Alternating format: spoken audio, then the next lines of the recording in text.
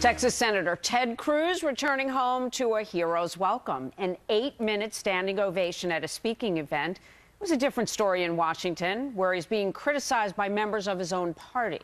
But in an interview with ABC News, Cruz said, "Who cares?" I'm not serving in office because I desperately needed 99 new friends in the U.S. Senate. Given the choice between being reviled in Washington, D.C. and appreciated in Texas, or reviled in Texas and appreciated in Washington, I would take the former 100 out of 100 times.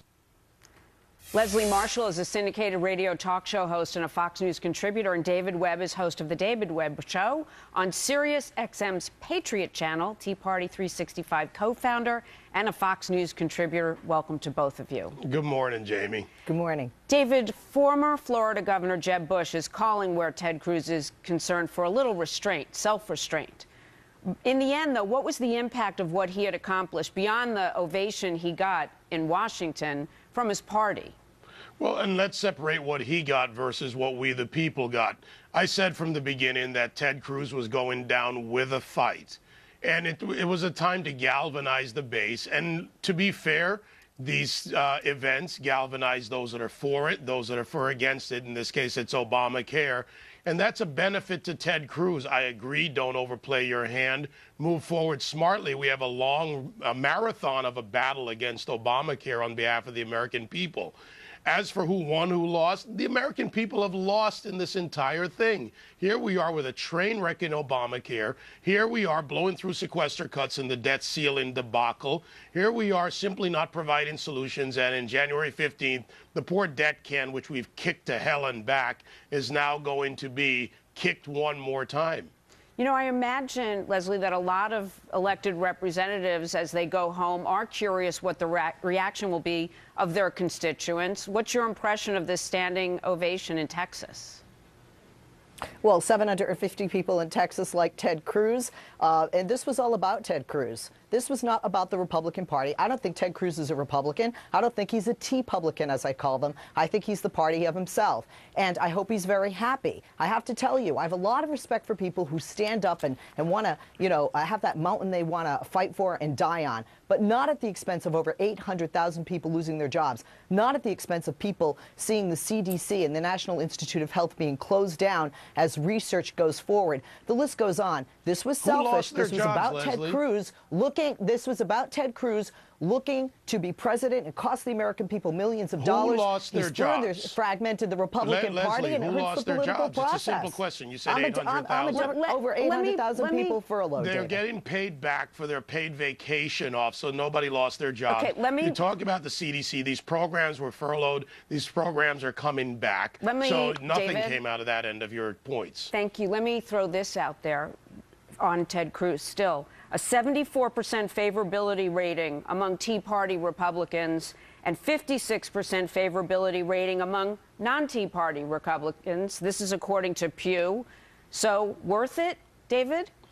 Look, worth it from political gamesmanship, I say yes. Look, I spend less time worrying about Pew Research polls and looking at what actually happened here. We've got a Senate that basically for decades now has been the president's club. 100 bureaucratic oligarchs who don't reflect the American people's will, and a GOP Senate who, frankly, in large part, doesn't know how to fight. Sometimes you fight and you lose, but you leave your base, you leave the American people with the impression and the truth that you will fight for them. Well, and this is a marathon, not a sprint, so I'm not worried about one battle. I'm worried about a very long-term future. We have grown our unfunded liabilities. We are out of control in this country, All right, and David, it's time we put a stop. Let me let Leslie jump in here, because most things in life are a marathon, not a sprint. Leslie, today the president has the opportunity to stand up and address not only everyone who is trying to implement Obamacare and fix the computer with the quote-unquote tech surge.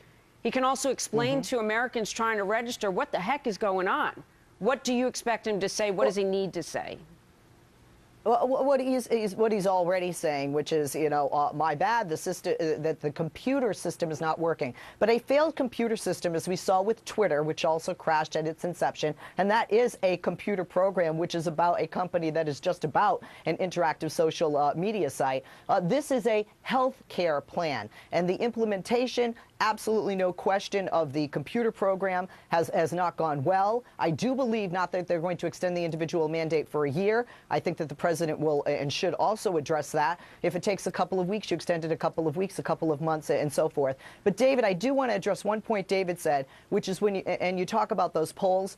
In 1 month, the approval rating for Obamacare jumped 8%. The Tea Party's ratings have declined. The Republicans' ratings among Americans have declined. And if you say the Senate is about the president, that's a slap in the face to the American voters. The American voters, both Democrat and Republican, elected those officials in both the House and the Senate, David. Yeah, and frankly, I would tell the American voters that you need to consider why you've put people in office, regardless of party, for 30 years plus. I mean, this is ridiculous. We have essentially in America created, or let be created, a permanent political class that sits inside the Beltway. And it's time we as Americans take a look at our choices and what we're getting in results, because you can argue left, right, you can argue the polls all you want, but I'm asking the American people, tell me what solution you got out of anything from October 1st to October 21st today. You got nothing. All right, guys, I appreciate you presenting both sides. David Webb, Leslie Marshall, always great to have you here. 10:19 after the hour.